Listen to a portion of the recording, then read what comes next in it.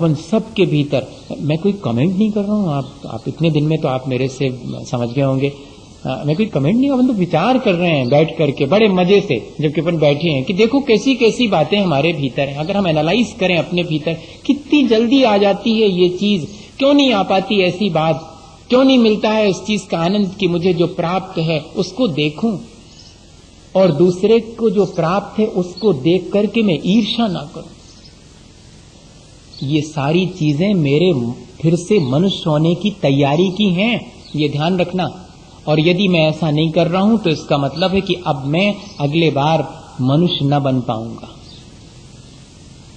अगर मेरे मन में इस तरह के विचार उठते हैं तो कहीं ना कहीं कोई मेरी कमी जरूर है, मुझे इन विचारों से बचने का प्रयत्न करना चाहिए। क्या हुआ,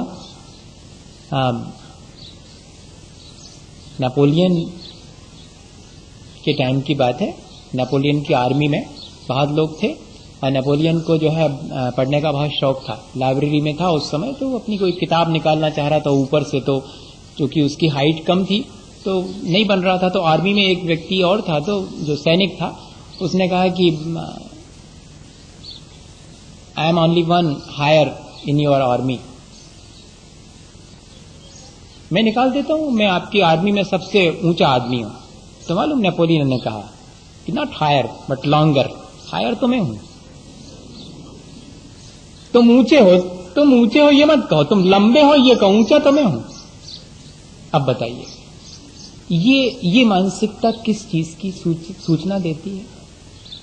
ऐसी ही मानसिकता हम सबकी है। हम किसी को अपने से ऊंचा देखना पसंद नहीं करते, हम किसी को अपने से ज्यादा गुणवान देखना पसंद नहीं करते। ये हमारी मानसिकता हमें कहां ले जाएगी, किस बात की तैयारी है? देखें अपन, हम किसी की प्रशंसा के दो शब्द ना स्वयं कह सकते हैं ना सुन सकते हैं, ये कहां की तैयारी है? ये हमें देखना पड़ेगा, बहुत गौर से देखना पड़ेगा। और दो तरह की विनय होती है, एक होती है आत्मिक विनय और एक होती है वैधानिक विनय, जो कि आज बहुत है।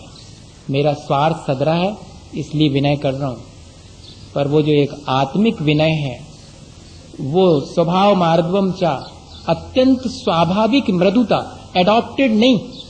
हम कई जगह मृदु बन जाते हैं, जहां हमारा काम सटता है वहां हम हाथ पैर जोड़ते हैं, साष्टांग हो जाते हैं, बटरिंग जिसको अपन कहते हैं आज की भाषा में, सब समझते हैं, वो भी एक विनय का तरीका है। लेकिन यहां कह रहे हैं कि स्वभाव मार्दवम चा, जिसके स्वाभाविक मृदुता है, जिसके आत्मिक कोमलता है, जिसको सहज रूप से ये चीज प्राप्त हुई है, जिसने कोई बाहर से एक आवरण की तरह उसे ओढ़ा नहीं है मृदुता को, तब जाकर के हम मनुष्य बने होंगे। असल में ये स्वभाव की मृदुता मनुष्यता के साथ साथ थोड़ा सा आगे बढ़ने में मदद करती है, देवता बनने के लिए भी। उस पर अपन अलग कल विचार करें।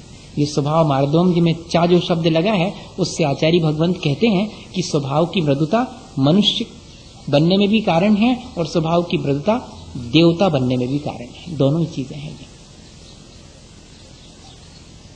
अब और जो कारण है उन पर थोड़ा सा विचार करें। बहुत भद्र परिणाम, दूसरे का जिसने कभी विरोध ना किया हो वो भद्र, परिभाषा है आचार्य भगवंतों की। हाँ, जो कभी किसी का विरोध नहीं करता, विरोध की भाषा नहीं बोलता, पापी का भी विरोध नहीं करता, पाप का विरोध करता है, पापी का नहीं करता, वो भद्र है। भद्र मिथ्या दृष्टि, जो कि विदेह जाकर के अपना कल्याण कर लेंगे, यहां से यहीं से जाएंगे। 123 उसमें भद्र की परिभाषा बनाई कि जो सच्चाई का विरोध नहीं करता है, लेकिन अभी सच्चाई को स्वयं पा नहीं पा रहा है, भद्र है। तो भद्र परिणामी, हमेशा दूसरे का हित चाहने वाला परिणाम ही भद्र परिणाम। तब जाकर के मनुष्य जीवन मिला होगा अपन को, ऐसे परिणाम अपन ने करे होंगे। बहुत विनीत स्वभाव, कषाय अत्यंत अल्प, 4 बातें शांति से सुनने की क्षमता, 40 कहने की क्षमता नहीं है। हाँ, 4 सुनने की क्षमता तो है, लेकिन 40 क्या 2 कहने की भी भैया अपन को क्या करना।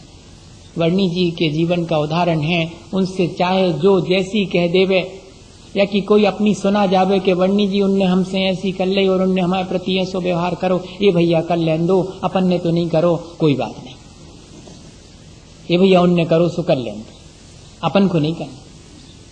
ये है कषाय की अल्पता। हमें भीतर देखना पड़ेगा कि जब कहीं कोई बात आती है तो हम उससे प्रोलांग करते हैं, बढ़ाते हैं, या उसे वहीं के वहीं सबसाइड करके और समाप्त कर देते हैं। जब भी कोई झगड़े की बात आती, जब भी कोई बैर विरोध की बात आती है, उसे हम बढ़ाते चले जाते हैं, या कि तुरंत उस पर पानी डाल देते हैं। जैसे आग बढ़ती है और हम पानी डाल देते हैं, आगे नहीं बढ़ने देते। ये भीतर अपने झांक के देखना पड़ेगा, तब मालूम पड़ेगा कि कषायें मंद हैं या अल्प हैं या ज्यादा है। फिर कह रहे हैं स्वभाव सरल, न ऊधो को लेने न माधो को देने। ठीक है भैया, जैसा है वैसा ठीक है। फिर कह रहे हैं स्वागत तत्परता। अपन लोगों ने पिछले दिनों मनुष्य आयु के लिए थोड़ी सी तैयारी करी थी, धर्म ध्यान किया था। मैंने पहले कह दिया था कि जो लोग भी शामिल हों वो संक्लेश ना करें। जैसे ही संक्लेश होने लगे किसी भी काम में, वहां से हट जाना, क्योंकि हम अगर इस कार्य को कर रहे हैं तो सिर्फ अपने आत्म कल्याण की दृष्टि से कर रहे हैं। स्टेशन पर किसी को लेने पहुंचे हैं तो बहुत धर्म ध्यान कर रहे हैं। वो धर्म ध्यान लोग कहने लगे इसमें भी धर्म ध्यान, देख लो धर्म ध्यान। स्वागत तत्परता मनुष्य आयु के बंध का कारण है। स्वागत तत्परता, पधारें, आपके लिए और कोई सेवा मेरे योग हो गया। फिर कह रहे हैं शुभ समाचार कहने में रुचि।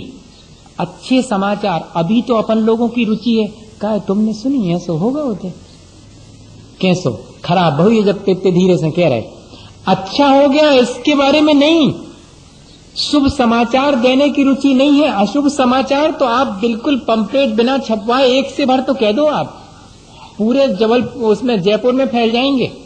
लेकिन अगर कोई बहुत अच्छा काम होना है, हमें पता ही नहीं लगा, अच्छा ये तो अच्छा पंपलेट भी छपा था, हमें पता ही नहीं लगा। और मालूम पड़ता है कि रुचि किसमें है। अशुभ समाचार देने में रुचि है या कि शुभ समाचार देने में रुचि है। अकलंक स्वामी तत्वार्थ राजवार्तिक में लिख रहे हैं बहुत व्यवहारिक सी बात, कि जो हमेशा शुभ समाचारों को देने में तत्पर है, अशुभ समाचार किसी को नहीं सुनाता, वो बताइएगा वो मनुष्य हुआ होगा, अपन ने पहले ऐसा करा होगा। लोक यात्रा अनुग्रह, जो तीर्थ यात्राओं को स्वयं ले जाते हैं और तीर्थ यात्रियों की सेवा करते हैं। जैसे कि कोई अपने यहां से तीर्थ यात्रा निकले और अपने को पता लग जावे तो उन तीर्थ यात्रियों के लिए सेवा कर रहे हैं, तो कह रहे हैं ये मनुष्य बनने की तैयारी है। लोक यात्रा अनुग्रह, उसकी धर्म की यात्रा में और हमेशा सहयोगी बनना। फिर कह रहे हैं ईर्ष्या रहित परिणाम, वो तो अपन विचार कर चुके हैं। अतिथि सत्कार में रुचि। अतिथि 2 प्रकार के हैं, एक लौकिक अतिथि हैं जो अपने घरों में आते हैं, और एक पारलौकिक अतिथि हैं जो कि संयम पूर्वक और अपने जीवन को व्यतीत करते हुए और मोक्ष मार्ग की यात्रा में यहां से वहां चले जाते बिना बताए, जिनके आने जाने की तिथि निश्चित नहीं होती, ऐसे संयम को पालन करने वाले साधुजन, आचार्य, उपाध्याय, ये भी अतिथि हैं, इनकी सेवा करना। और जो लौकिक हमारे घरों में आते जाते हैं वे अतिथि, उनकी सेवा करना। दोनों तरह से ये अतिथि सेवा में जिसकी रुचि है, कई लोग होते हैं जिनकी अतिथि सेवा में बहुत रुचि होती है। और दानशीलता, ये सारी चीजें हमें मनुष्य बनने के लिए, तैयारी के लिए जरूरी हैं। अपन ने पहले ऐसी तैयारी करी होगी, अभी तो अपन को संसार की चीजें पाने की तैयारी है। अगर पाने ही है तो मनुष्य पर्याय पाने की तैयारी करें ना। क्या क्या पाया अपन ने ये तो देखें, कैसे पाया होगा। दुरुस्त हैं दोनों आंखें, दुरुस्त हैं दोनों हाथ पैर, बढ़िया है शरीर, मन भी विकल नहीं है, मन भी स्वस्थ है। इतनी सब चीजें कैसे पाई होंगी, ये सब इनको देखें। अभी तो अपन ये देखते हैं कि ये खाने पीने की चीज अच्छी नहीं मिली, पहनने ओढ़ने की चीज अच्छी नहीं